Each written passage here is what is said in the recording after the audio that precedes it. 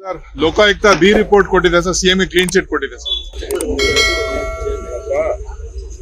ನಾನು ಪ್ರಾರಂಭದಲ್ಲೇ ಅವರು ಪಾದಯಾತ್ರೆ ಬೆಂಗಳೂರಿಂದ ಮೈಸೂರಿಗೆ ಪಾದಯಾತ್ರೆ ಮಾಡಿದಾಗ ಬಿಜೆಪಿ ಜನತಾ ದಳದವರು ಅವತ್ತೇ ನಾನು ಏನ್ ಹೇಳ್ಬೇಕು ಅಂತ ಹೇಳಿದ್ದೇನೆ. ಇದು ರಾಜಕೀಯ ವಿರುದ್ಧ.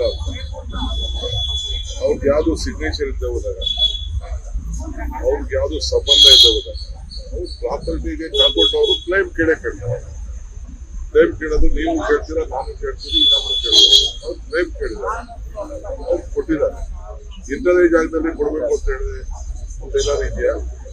ಆದ್ರೂ ಅವರು ಒಂದು ರಾಜಕೀಯ ಹಿತದೃಷ್ಟಿಯಿಂದ ಆಯ್ತಪ್ಪ ಬೇಡ ಅಂತ ಅವರು ವಾಪಸ್ ಆಯ್ಕೆ ಮಾಡಿದ್ರು.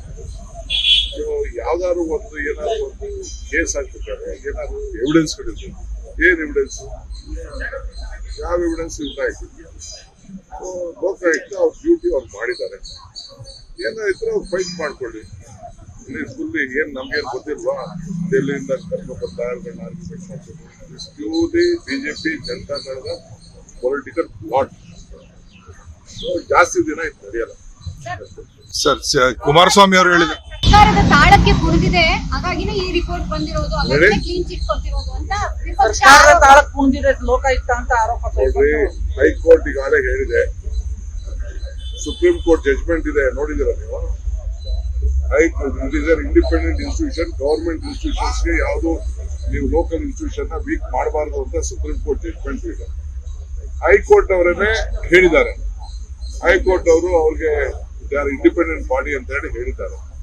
ಅವ್ರು ಇಂಡಿಪೆಂಡೆಂಟ್ ಬಾಡಿ ಮಾಡ್ತಾ ಇದ್ದಾರೆ. ಈಗ ನಾನು ಚೀಫ್ ಮಿನಿಸ್ಟರ್ ಇರ್ಬೋದು, ಇನ್ನೊಬ್ಬ ಚೀಫ್ ಮಿನಿಸ್ಟರ್ ಆಗ್ಬೋದು, ಬೊಮ್ಮಾಯಿ ಚೀಫ್ ಮಿನಿಸ್ಟರ್ ಇರ್ಬೋದು, ಯಾರು ಇರ್ಬೋದು. ಅಂದ್ರೆ ಪ್ರತಿಯೊಂದು ಕೇಸನ್ನು ಮುಖ್ಯಮಂತ್ರಿಗಳು ಹೇಳ್ದಂಗೆ ಪೊಲೀಸ್ ಅವ್ರು ಕೇಳ್ತಾರ? It is not police. ಇದು ಇಲ್ಲಿ ಪೊಲೀಸ್ ಅಲ್ಲ, ಇದು ಲೋಕಾಯುಕ್ತ. ಅದೊಂದು ಕಾನ್ಸ್ಟಿಟ್ಯೂಷನ್ ಬಾಡಿ. ಈಗ ಎಲೆಕ್ಷನ್ ಕಮಿಷನ್ ಕಾನ್ಸ್ಟಿಟ್ಯೂಷನ್ ಬಾಡಿ. ಬೇರೆ ಬೇರೆ ಯಾವ ಸಿಬಿಐ ಕೂಡ ಅದೊಂಥರ ಲೆಕ್ಕ. ಬಟ್ ಇದು ಪ್ಯೂರ್ಲಿ ಕಾನ್ಸ್ಟಿಟ್ಯೂಷನ್ ಬಾಡಿ. ಮುಖ್ಯಮಂತ್ರಿ ಕಂಟ್ರೋಲು ಇಲ್ಲ.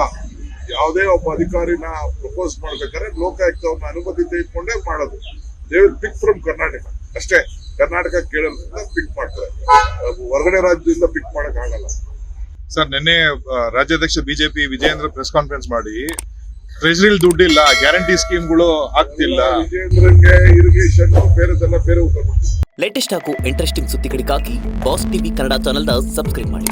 ಹಾಗೆಯೇ ಬೆಲ್ ಐಕಾನ್ ಪ್ರೆಸ್ ಮಾಡಿ. ಇದರ ಜೊತೆಗೆ ಫೇಸ್ಬುಕ್, ಇನ್ಸ್ಟಾಗ್ರಾಮ್, ಎಕ್ಸ್ ನಲ್ಲೂ ಮಿಸ್ ಮಾಡದೆ ಫಾಲೋ ಮಾಡಿ.